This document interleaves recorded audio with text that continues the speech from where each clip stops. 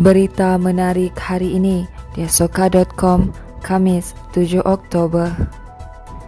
Kerajaan negeri mengingatkan orang ramai di negeri ini supaya tidak sesuka hati membawa masuk, menjual atau menyebarkan apa-apa jenis tanaman, haiwan atau mikroorganisma asing dari luar negeri ini.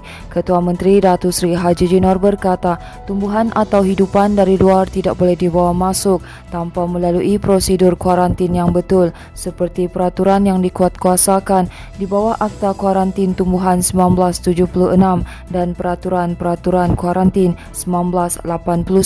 Katanya orang ramai perlu peka kepada peraturan berkenaan dan ancaman terhadap sektor pertanian yang disebabkan penyebaran tumbuhan dan hidupan seperti kiambang Salvinia molesta yang berasal dari Brazil.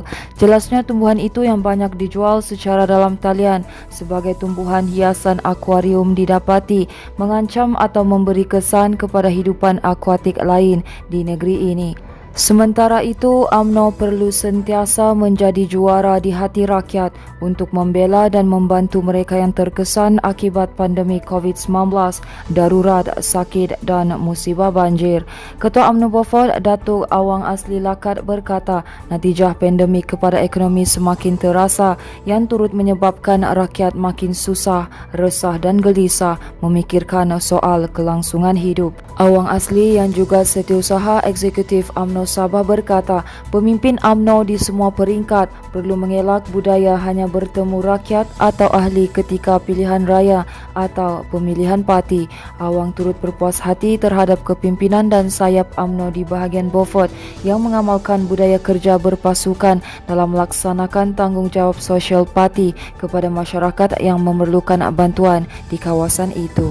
Berita seterusnya, 2 deret rumah yang menempatkan kira-kira 16 pintu musnah dalam kejadian kebakaran di skim penempatan Telipok Kota Kinabalu hari ini. Dalam kejadian jam 1 petang itu, api kebakaran sukar dikawal sepenuhnya berikutan kedudukan rumah yang terlalu hampir antara satu sama yang lain.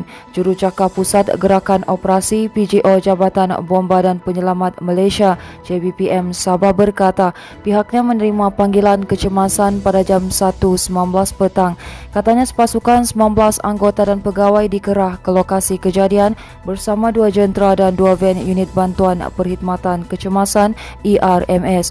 Menurutnya, tindakan mengawal api kebakaran terpaksa diambil segera bagi mengelakkan beberapa lagi rumah yang berada berhampiran daripada turut terbakar. Katanya tiada mangsa mengalami kecederaan atau kemalangan jiwa dilaporkan dan api berjaya dikawal pada jam 3.14 petang. Tambahnya, bahagian forensik JBPM akan menjalankan siasatan lanjut bagi mengenal pasti punca kebakaran dan jumlah kerugian dalam insiden kebakaran ini. Seterusnya, Jabatan Air Negeri Sabah JANS digesa supaya segera mencari jalan penyelesaian masalah bekalan air yang sudah berlanjutan sejak sekian lama di sekitar bandaraya ini.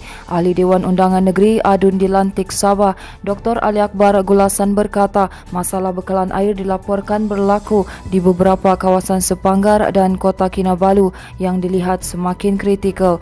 Katanya keadaan itu menyebabkan kehidupan seharian penduduk di kawasan terlibat benar-benar terjejas. Mengikut laporan diterima setakat hari ini, ratusan rumah penduduk di kawasan terjejas sudah tidak menerima bekalan air sejak 5 hari lalu. Ali Akbar juga berkata penduduk juga tidak menerima sebarang notis catuan bekalan air sehingga menyebabkan penduduk tidak sempat untuk melakukan sebarang persediaan termasuk menyimpan bekalan air bersih. Katanya pelbagai cara untuk menghubungi JANS termasuk berhubung terus dengan pengarah dan jurutera jabatan berkenaan tetapi masih tidak berjaya. Baiklah, ini merupakan kupasan berita terakhir dari kami, di mana 7 rumah jenis separuh kekal musnah terbakar dalam kejadian di Kampung Cinta Mata Tenom hari ini. Dalam kejadian kira-kira jam 10 pagi itu, sebuah motosikal milik salah seorang penduduk di kampung berkenaan turut musnah terbakar. Ketua Balai Bomba dan Penyelamat BBP Tenom Muhammad Zainal Sinsian berkata, pihaknya menerima panggilan kecemasan pada jam 10.28 pagi. Katanya susulan laporan itu sepasukan 14 anggota dan pegawai bersama jentera serta lori tangki dikerah ke lokasi kejadian. Katanya dalam kejadian ini pasukan bomba juga berjaya menyelamatkan 4 rumah dan sebuah surau. Sehubungan itu tiada sebarang mangsa kecederaan atau kemalangan jiwa dilaporkan dan operasi tamat sepenuhnya pada jam 12.47 tengah hari. Tambahnya bahagian forensik JBPM akan menjalankan siasatan lanjut bagi mengenal pasti punca kebakaran dan jumlah kerugian dalam insiden kebakaran ini. Baiklah, itu sahaja yang dapat kami kongsikan setakat ini. Teruskan bersama kami untuk mendapatkan berita komprehensif hanya di desoka.com.